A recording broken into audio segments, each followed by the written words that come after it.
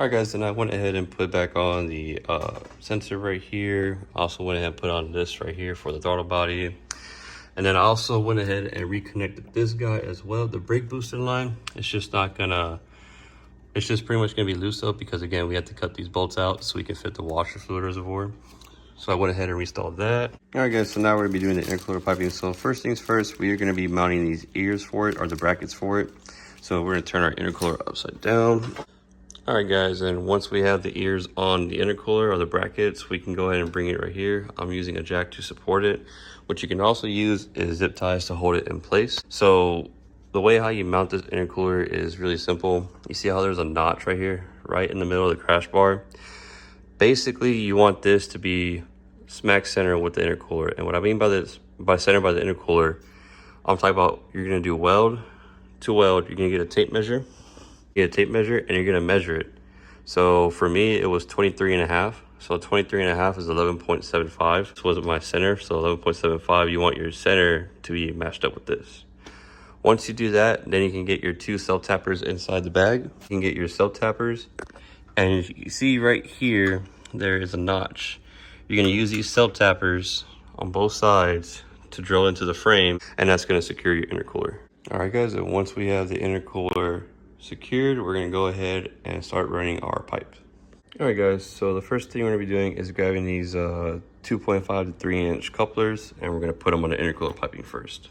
So the first piece we're gonna be grabbing is this one, and this one's gonna be going on the driver's side, just like that. So once we have this on, we'll grab our next piece. So the next intercooler pipe is gonna be this big long one right here. You can see it has like a bunch of welds on it.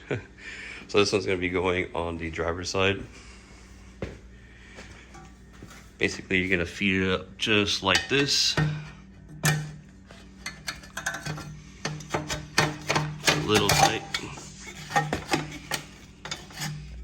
All right, and just like that, that's how that pipe's gonna go in. So you can see how it routes. It's gonna route just like that.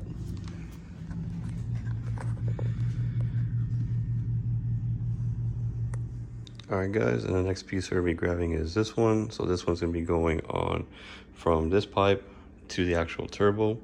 Make sure to put the coupler and the clamps on ahead of time before putting it on. All right, just like that. This piece is on now. It's down under the radiator hose and connects to the pipe just like that.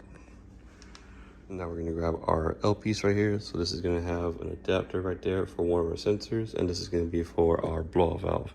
I'll show you guys how to install those afterwards. And just to give you guys a heads up, these are all the 2.5 millimeter couplers that are gonna be connecting them. The only one that's different is this one. On that side is different. And then of course the throttle body one is gonna be different as well. But other than that, all the couplers, they're pretty much going to be the same for the rest of the piping, which is this 2.5 inlet one. As you can see, we have this pipe on, so it's not tying down just yet. We're going to come and grab this 2.5 to 3.5 90 coupler, which is this guy, and we're going to make sure it fits in this area first. And it looks like it will. Let's go ahead and put it on real quick, and then we'll see how it looks. All right, guys, and that's pretty much what the intercooler is going to look like fully installed. So you can see, coming around, just like so. And yeah, and pretty much that's the bulk of installing the turbo kit. That's really it. Everything else is pretty much like accessory stuff, like the catch can, this vacuum block right here,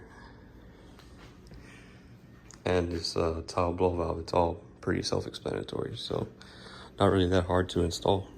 I do want to make a note to you guys that I did end up zip tying this harness away from the actual exhaust piece, which is right here. I put the ground right here, zip tie right there, ran across, and of course I hooked it back up to the fan.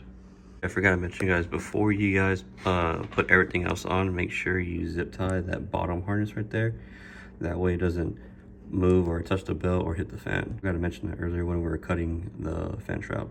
The next thing we're gonna be doing is putting on this filter right here. So it's actually gonna be connected to this bigger coupler one. It's basically gonna be an elbow down from there. I'll show you guys what it looks like right now. All right, and this is what the intake is gonna look like installed right here, going down. So there's gonna be a bar right here. I'll show you guys right now once I run the catch can how you're gonna utilize this bar. So I went ahead and installed the strut bar again. As you can see, it is gonna interfere with the power steering, so I'm actually gonna move this just a little bit this way so I'm able to take off the cap for it still. For the catch can though, this is how I have it set up. It's basically looping down, zip tied to the harness right here, and then it's gonna go to right here, while the other side goes down to the PCB, which is right here. So we'll go ahead and put these clamps on real quick for it, and that's gonna be it for our catch can. All right, now that we have the catch can installed, we can put this guy back on, and then we can put on this fitting right here.